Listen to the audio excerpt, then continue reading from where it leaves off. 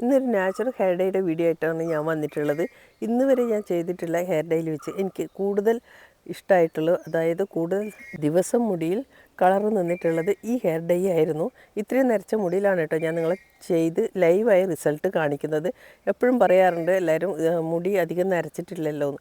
ഇത് ഞാൻ ഒരു മാസം വരെ മുടിയിൽ കളറൊന്നും ചെയ്യാണ്ടാണ് നിങ്ങളെ കാണിച്ചു തരുന്നത്. അല്ലെങ്കിൽ ഇടയ്ക്കിടയ്ക്ക് ഞാൻ കുറച്ച് ഹെയർ പാക്ക് ഇടുമായിരുന്നു.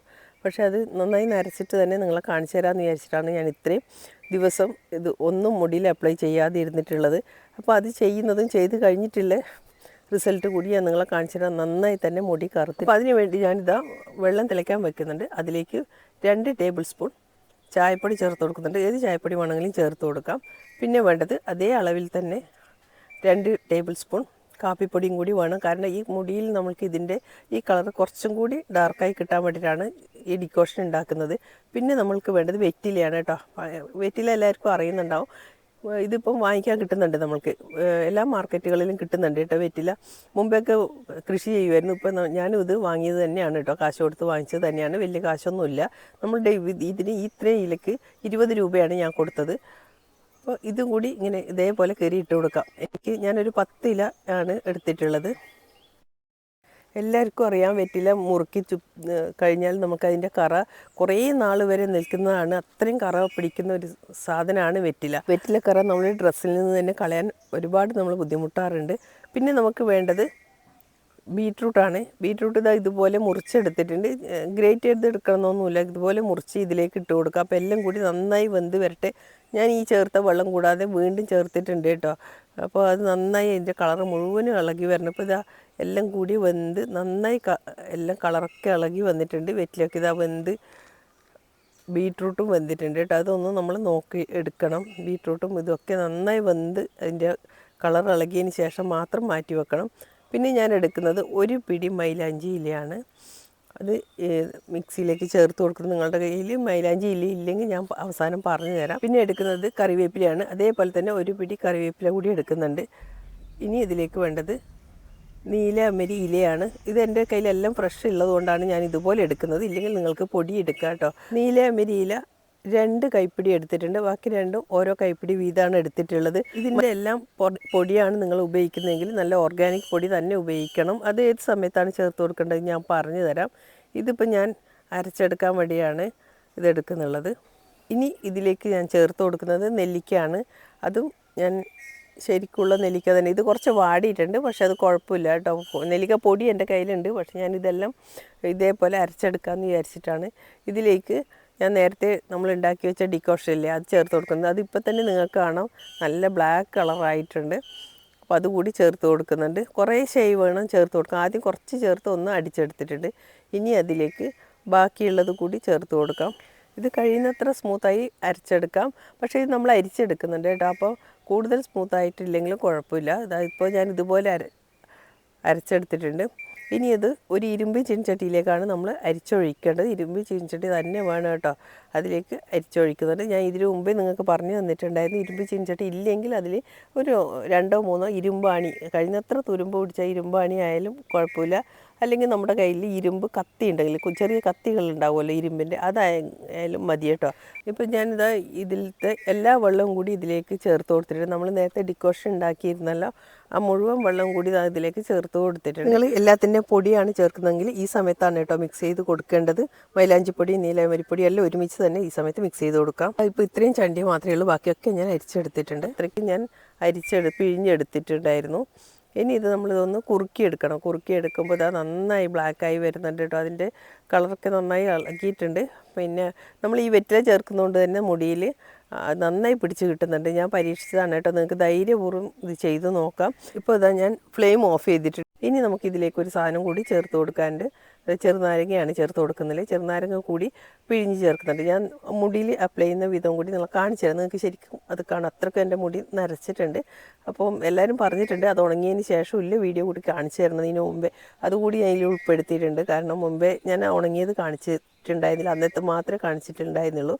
ഇപ്പോൾ ഇതാ കണ്ടോ, ഇതെല്ലാം കുറുകി നന്നായി വന്നിട്ടുണ്ട്. ഇപ്പോൾ ഞാൻ ഒരു ദിവസം ഇവിടെ അടച്ചു വെച്ചിട്ടുണ്ട്. അത് അന്ന് തന്നെ നമുക്ക് അപ്ലൈ ചെയ്യാം. അത്രയ്ക്കും ബ്ലാക്ക് കളർ വന്നിരുന്നു ഇന്നലെ തന്നെ. പക്ഷെ എന്നാലും ഞാൻ ഒരു ദിവസത്തിന് ശേഷമാണ് കേട്ടോ അപ്പോൾ മുടിയിൽ അപ്ലൈ ചെയ്യുന്നുള്ളത്. ഇപ്പോൾ നിങ്ങൾക്ക് അർജൻറ്റ് ആണെങ്കിൽ നിങ്ങൾക്ക് അന്ന് തന്നെ അപ്ലൈ ചെയ്യാം. അത്രയ്ക്കും അത് കറുപ്പ് കളർ ഇന്നലെ തന്നെ വന്നിരുന്നു. ഇപ്പോൾ ഇത് ഞാൻ മുടിയിലേക്ക് അപ്ലൈ ചെയ്യാൻ പോകുന്നുണ്ട്. ഈ സമയത്ത് നിങ്ങൾക്ക് ഇതിലേക്ക് വേണമെങ്കിൽ ഒരു മുട്ടയുടെ വെള്ള അടിച്ചത് ചേർത്ത് കൊടുക്കുക. അപ്പോൾ മുടി നല്ല സോഫ്റ്റ് ആയിട്ടുണ്ടാകും. പിന്നെ തലേ ദിവസം തന്നെ ഷാമ്പു ഇട്ട മുടിയിൽ തന്നെ വേണം കേട്ടോ. തീരെ എണ്ണമയമില്ലാത്ത മുടിയായിരുന്നു, ഞാൻ നിങ്ങളെ കാണിച്ചു തന്നില്ലേ. അത് ഞാൻ ഷാമ്പു ചെയ്തതിന് ശേഷമുള്ള മുടി തന്നെയായിരുന്നു കേട്ടോ.